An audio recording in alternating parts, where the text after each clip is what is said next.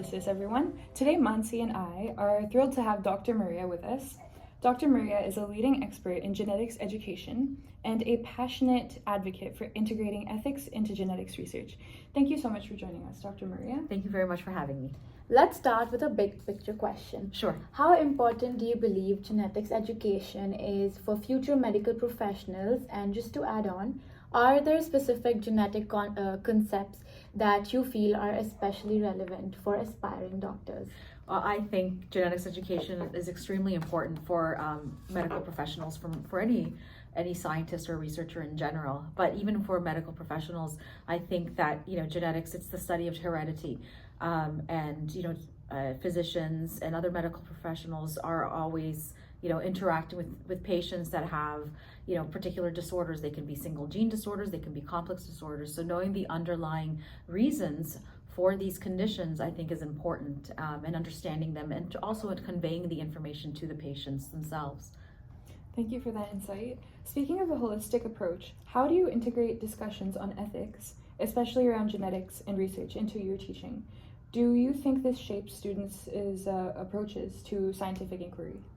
That's a great question. So in terms of implementing ethics, sometimes I would maybe add one or two slides, based on certain ethical principles or dilemmas that are associated with that particular topic. I will do that, for example, for the large second-year genetics course that I teach when it comes to genetic counseling and ethics and ethical perhaps issues involved. And then in some courses, like my fourth-year course, I've developed an entire lecture just focused on human research ethics. So sometimes I add a little bit of ethics information, and sometimes I devote an entire lecture to ethics. Also, in another fourth-year course of mine, we talk about genetic discrimination in the context of Huntington's disease. So, and other ethical principles related to genetic discrimination. So, sometimes I kind of do a little bit, and sometimes I incorporate or create an entire lecture based on this. And what was your second part of the question? Oh, I was just asking, do you think this shapes students' approach to scientific inquiry? Oh, yes, of course. So when designing studies, and whether you're using animal or human participants, for example, knowing how we're going to be recruiting these participants and why we were recruiting particular participants is very important. In the past, there have been ethics violations that have been committed, with individuals from, say, racialized populations. So we want to avoid that. But at the end of the day, we also want to confer, the benefits and the risks of the research should be distributed equally. So historically, also in the past, individuals from particular populations or, ethnic backgrounds have not been included very much in research. And we want to be able to rectify this going forward. So knowing all of this information is extremely important for students when they are designing studies going forward. I actually agree. So we're your students from HMB 265, so we do know that you always add stuff about genetic counseling and just ethics in general. And I feel like right now this has become such a controversy as well because of the media. Yes. We've seen so many shows. I'm watching The Resident right now. Yes. It's a show on Netflix. Yeah. And there was a whole episode just trying to convince this mother to get her genetic counseling done because she was triple negative for BRCA. Yes. So she froze her embryos, and so it was choose the embryo without the gene. Yes, without the mutation. Yes. But that didn't happen. She was not willing to do that. Right. Because of ethics and her own beliefs. Of course, they're making these issues. So at the end of the day, presenting all patients with the different possibilities is important because they have to make an informed decision. Yeah. And in order to make an informed decision, they have to be presented with all of the facts. At the end of the day, it is their decision to make, and that's why autonomy, one of the basic ethical principles should, that is something that we should always strive to follow and adhere to. So ultimately it is up to that individual, but presenting them with all the possibilities and with all the correct information so they can make an informed decision is correct. Exactly. Yes. Yeah, no, I agree. I think just the media portraying it in a controversial way makes us learn also. Yes, of course. Definitely. In the media, sometimes the media portrays particular topics very well, and Yeah. it's the information is correct the way that they present it, and sometimes it's not so correct. Yeah. So as scientists, we should be able to distinguish What's and right. differentiate Yeah. what's correct and what's not correct. Yeah, I agree. Yeah. So moving on, with the incredible advances in CRISPR and other gene editing technologies, how do you feel genetics research will evolve? And are there any particular technologies you are excited to introduce to students in your classroom? Excellent question. So going forward, I would say there have been a number of different techniques that the most popular one that and the one that most people are familiar with is CRISPR, of course. So there's a lot of gene editing techniques that have been developed in the past decade or so, that have really been at the forefront of leading therapies, and how we can use these particular techniques to develop therapies for a number of different conditions and diseases and disorders. So I think that's where the field is heading to, the development of technologies and techniques that allow for us to be able to treat particular conditions, or even prevent these conditions from occurring in the first place, which I would say is probably the most important aspect of trying to figure out, when you're acquiring knowledge in a particular disease, it's important to be able to know how to treat something, but if we can even prevent it, and from the outset, that's the most important. And if we can do that using these genetic technologies, I think that would be great. Now, in terms of teaching in class, so I incorporate lectures on CRISPR and other gene editing technologies as well. I think that's, again, at the forefront. We also have other techniques like RNA-seq and what have you that that we incorporate in our teachings as well. But there are a number of different techniques, and I know going forward there's going to be even more. Yeah. But I think we're looking at anything that we can use to be able to diagnose and treat a condition, and hopefully even prevent a condition from occurring in from the beginning, is important, and I think that's where we're focused on. Another fascinating area that's emerging is personalized medicine. Yes. So with the rise of genetic testing, how do you envision the role of genetics in shaping the future of healthcare? That's great. That's a great point. So, genetics is very interdisciplinary, and, when it comes to, and the ability to, offer testing has really, boomed over the last, decade or so.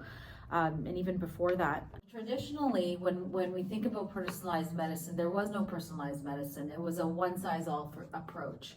So there was one particular treatment, and that particular treatment was used on everybody. And some people responded to that particular treatment, and some people did not. And this is where the field of pharmacogenetics and pharmacogenomics started, expanding, because we know that that's not all. It's not a one size fits all strategy. The same treatment will not be able to, treat a particular condition in all individuals. And one reason for that is the genetic makeup of individuals. Everybody's genetic makeup is different, of course, unless you're an identical twin. And you will respond to different drugs differently. And that's where the personalized medicine approach comes. How can we use our knowledge of genetics and the genetic makeup of individuals? And that's where we bring in genetic testing, which has really expanded over the last decade or so. And how can we use that knowledge to try to personalize the approach to treatment, diagnosis, really, and even prognosis? So what is the overall outcome of that particular condition? And provide predictions. So how can we predict whether or not this particular treatment will work for that particular individual? So, and again, as I said, pharmacogenetics and genomics have really boomed over the past decade or so, simply because we know that different treatments have to be tailored for different individuals based on their genetic makeup. I agree. I feel like genetics has been an amazing breakthrough in the world of medicine and healthcare, because you guys are literally doing the work of God. Yeah. I wouldn't put it that way, but you guys have your gene editing has taken so much over the world of healthcare right now. It's It's amazing. I definitely want to do something in the field of genetics. Yes. Hopefully, I could. Well, I hope so. We need more geneticists, and we need more students who are, love genetics and want to continue with genetics. Whether they're, some students might only take it for one course. Have one introductory genetics course. They might never take another genetics course in their life again. But we're hoping for students that really love genetics and will decide to take upper year courses in genetics, third and fourth year courses, and maybe conduct research in the future, focused on genetics or genetic principles and stuff. So yeah. So beyond individual care that we just spoke about, how do you feel genetics education contributes to public health awareness, especially concerning hereditary diseases? That's a great question. So, in terms of health, when we think about, the determinants of health, we have the social determinants of health, and then we also have biological determinants. And, both are important. And when we think about the biological determinants, we're looking at genetics as well. What is your genetic makeup? And that's important information to know in terms of as the education of public health, in public health. As I said, sometimes there's misinformation about the genetic maybe underpinnings of particular conditions, or sometimes the way that they're described in the media is not particularly accurate. So educating the public about genetics, and also the underlying causation of particular conditions, and having this knowledge helps not just, I think it informs, I think, what's a good way to say, I think that, individuals are always wary about, science and science misinformation, and they don't know how to be able to take this, and sometimes they're not able to take this information and, understand it in a way that they can relate to sometimes.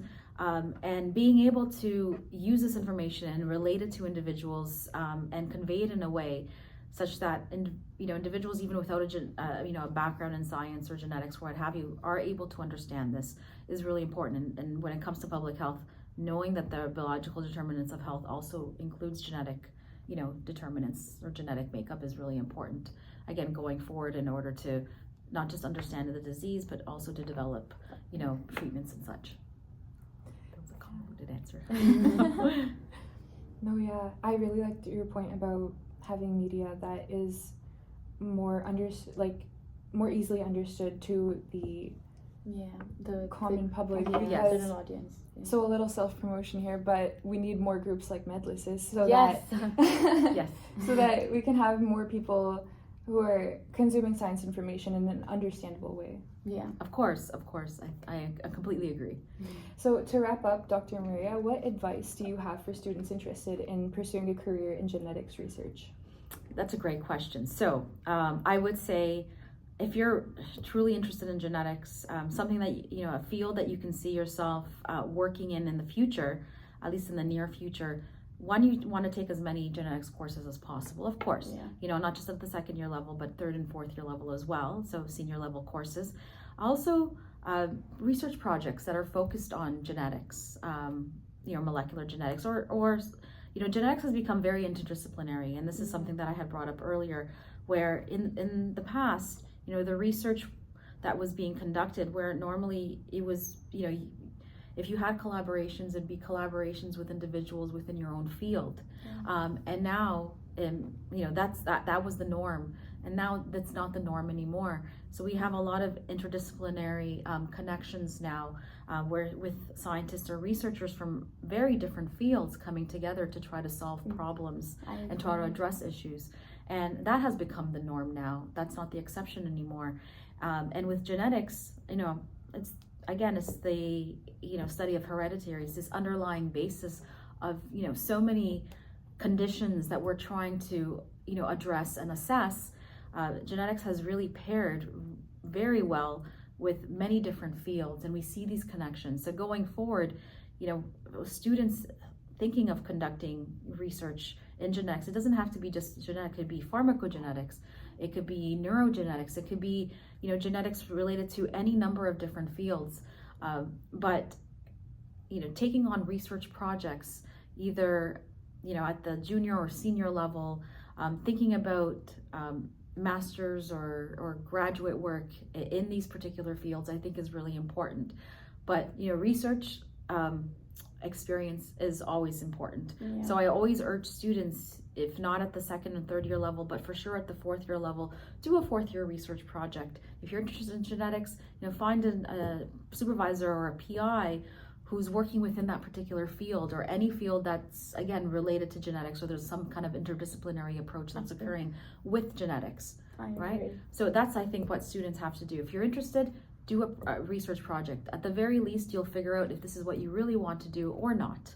Yeah. I think everyone watching this video, and we are just so lucky that you are talking to us about research, because you've done a commendable job when it came to research with the Drosophila MNA1 tumor repressor Yes. gene. I was reading the paper the other day that was published in 2010. Yes. So those were papers. I had a couple of papers that were published during the course of my graduate work, and also my postdoctoral research as well. And I used Drosophila or fruit flies as a model to study the function and the interacting partners of a particular tumor suppressor gene. It's called the MEN1 gene, and this particular gene has been, of course, discovered or identified in humans, but there is a homologue in flies as well. So I was using flies as a model to study it, but this was, again, part of my graduate and postdoctoral work. Yeah. Yes. So again, so lucky to be talking to such an amazing figure in the field of research and genetics in general. Thank you so much for sharing your insights and experiences with us. Perfect. Thank you for having me. Thank you so much. Your perspectives are invaluable for students, especially those who want to go into healthcare research or genetics. So yeah, we love talking to you today. Thank you for talking to me, and thank you for inviting me, and genetics is the best. Yes. That's it for today's episode. We hope you enjoyed this conversation as much as we did. Don't forget to like, subscribe, and share. And if you have any questions or ideas for future episodes, drop them in the comments below. See you next time on Medlices.